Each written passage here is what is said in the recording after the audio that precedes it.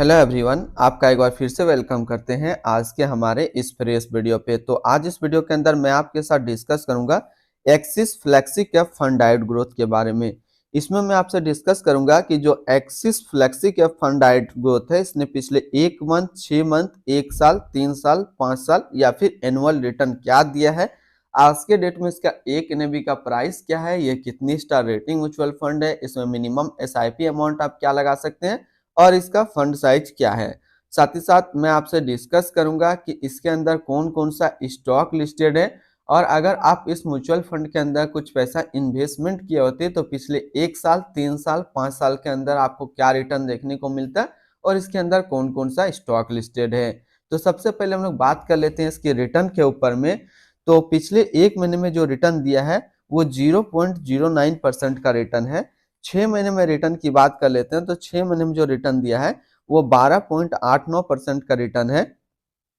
1 साल का रिटर्न की बात कर लेते हैं तो 1 साल में जो रिटर्न है वो 25.90% का रिटर्न है। 3 साल की रिटर्न की बात कर लेते हैं तो 3 साल में 12.33% का रिटर्न है। 5 साल की रिटर्न की बात कर लेते हैं तो 5 साल में 15.72% का रिटर्न है। और एनुअल रिटर्न की यदि हम लोग बात कर लेते हैं तो एनुअल रिटर्न है 14.64% का एनुअल रिटर्न है। ये तो अभी हम लोगों ने सबसे पहले देखा इसका रिटर्न। अब हम लोग इसकी एनएवी बात करते हैं तो आज के डेट में इसका एक एनएवी का प्राइस है 23 रुपया 38 पैसा।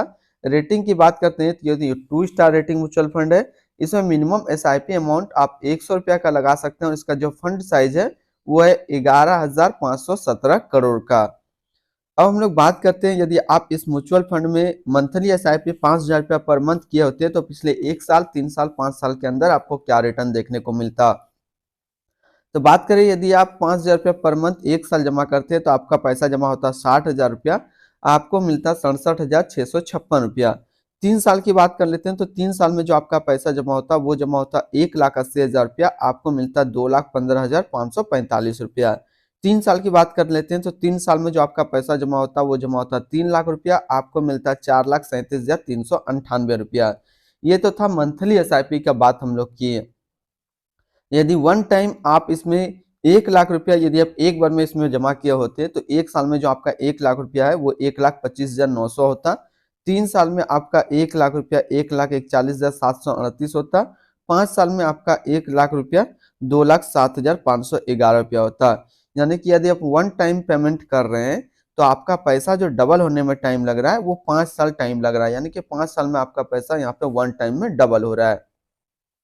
अब हम लोग होल्डिंग की बात कर लेते हैं तो इसके अंदर जो टोटल स्टॉक लिस्टेड है वो टोटल 58 स्टॉक लिस्टेड है। अगर हम इसमें टॉप 10 की बात करते हैं तो टॉप 10 में पहला नाम आता है एचडीएफसी बैंक लिमिटेड जो कि फाइनेंशियल क्षेत्र पे है, आईसीआईसीआई बैंक लिमिटेड जो कि फाइनेंशियल क्षेत्र पे है, बजाज फाइनेंस लिमिटेड जो कि फाइनेंशियल क्षेत्र पे है, अवेन्यू सुपरमार्ट्स लिमिटेड जो कि सर्विस के क्षेत्र पे है, इन्फोसिस लिमिटेड जो कि टेक्नोलॉजी के क्षेत्र पे है, टाटा कंसल्टेंसी सर्विस लिमिटेड जो कि टेक्नोलॉजी के क्षेत्र पे है, टाटा मोटर्स लिमिटेड ऑटोमोबाइल्स के क्षेत्र पे है, लर्सन एंड टर्बो लिमिटेड कंस्ट्रक्शन के क्षेत्र पे है, अल्ट्राटेक सीमेंट लिमिटेड जो कि कंस्ट्रक्शन के क्षेत्र पे है, महिंद्रा एंड महिंद्रा लिमिटेड जो कि ऑटोमोबाइल्स के क्षेत्र पे है। तो ये टोटल टॉप 10 स्टॉक हमने डिस्कस किया और मुझे काफी जो पसंद आया इसका टॉप 10 स्टॉक जो है वो काफी गुड है, काफी इसका स्टॉक होल्डिंग काफी मजबूत हमें लग रहा है।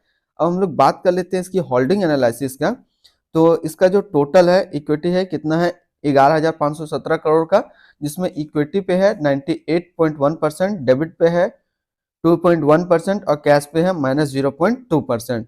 इक्विटी सेक्टर वाइज यदि हम लोग देखते हैं, इस इक्विटी को सेक्टर वाइज देखते हैं तो फाइनेंशियल पे है 29.3, अदर्स पे है 13, सर्विस पे है 12.9, ऑटोमोबाइल्स पे है 10.4, कंस्ट्रक्शन पे 10, टेक्नोलॉजी पे 9.3, हेल्थ केयर पे 8.6 और केमिकल्स पे है 6.5। इसकी एडवांस रेशियो की बात कर लेते हैं तो टॉप 5 में 33% और टॉप 20 में 71%। पीई रेशियो की बात कर लेते हैं तो पीई रेशियो 31.85 और पीवी रेशियो की बात कर लेते हैं तो वो है 5.44। मिनिमम इन्वेस्टमेंट अमाउंट की बात कर लेते हैं, यदि आप first time minimum investment amount करना चाहते हैं तो 100 रुपया का कर सकते हैं। सेकेंड टाइम भी आप 100 रुपया का मिनिमम इन्वेस्टमेंट कर सकते हैं। मिनिमम एसआईपी आप इसमें 100 रुपया का कर सकते हैं। अब हम लोग बात कर लेते हैं इसके रिटर्न एंड रैंकिंग के ऊपर में। तो एक साल में जो फंड रिटर्न है वो 25.9 है, 3 साल में 12.3 है, 5 साल में 15.7 है और एनुअल 14.6 है। वहीं इस कैटेगरी का जो एवरेज रिटर्न रहता है, एक साल में 32.2 रहता है, 3 साल में 16.8, 5 साल में 16.9 और एनुअल डाटा अवेलेबल नहीं है। रिटर्न रैंक की कैटेगरी पे देखें तो एक साल में 66वें नंबर पर रैंक करता है, 3 साल में 91वें नंबर पर रैंक करता है और 5 साल में 33वें नंबर पे ये रैंक करता है। इसके आसपास यदि हम लोग सिमिलर फंड्स देखें तो इसके आसपास सिमिलर फंड्स है वो है JM flexi cap fund diet plan growth, HDFC flexi cap fund diet plan growth, प्राक flexi cap fund diet growth, Franklin India flexi cap fund diet growth, DSP flexi cap fund diet growth. तो इसके आसपास इतने सारे इसके similar funds है। अब हम लोग इसकी एक्सपेंसिव रेशियो, एग्जिट लोड और टैक्स की बात कर लेते हैं। तो इसका जो एक्सपेंसिव रेशियो है वो है 0.71% का। एग्जिट लोड की बात कर लेते हैं, यदि आप एक साल के अंदर 12 महीने के अंदर अपना इन्वेस्टमेंट किया हुआ पैसा 10% से ज्यादा निकालते हैं तो 1% का आपको यहाँ पे एग्जिट लोड देना होगा। स्टैंप ड्यूटी की बात कर लेते हैं तो स्टैंप ड्यूटी है 0.005%।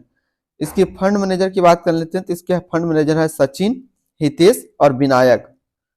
अब हम लोग देखते हैं इसकी fund house and investment objects को। तो एक्सिस म्यूचुअल फंड जो है टोटल असिस्ट के रैंक पे इंडिया पे 7 नंबर पे रैंक करता है। यह म्यूचुअल फंड स्टार्ट हुआ था 4 सितंबर 2009 को।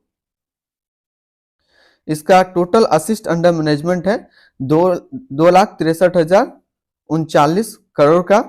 और हम लोग बात कर लेते हैं इसके बारे में कुछ और बेसिक। तो axis flexi cap fund direct growth जो है एक इक्विटी म्यूचुअल फंड है जो कि लॉन्च किया गया था एक्सिस म्यूचुअल फंड की तरफ से। ये म्यूचुअल फंड स्टार्ट हुआ था 4 सितंबर 2009 को। जीनेस गोपानी और सीरियस देवालकर जो है करंट फंड मैनेजर है axis flexi cap fund direct plan growth का। इसका करंटली असिस्ट अंडर मैनेजमेंट है 2,63,040 का और लेटेस्ट एनएवी जो देखा गया वो 23 रुपया 38 पैसा का देखा गया है।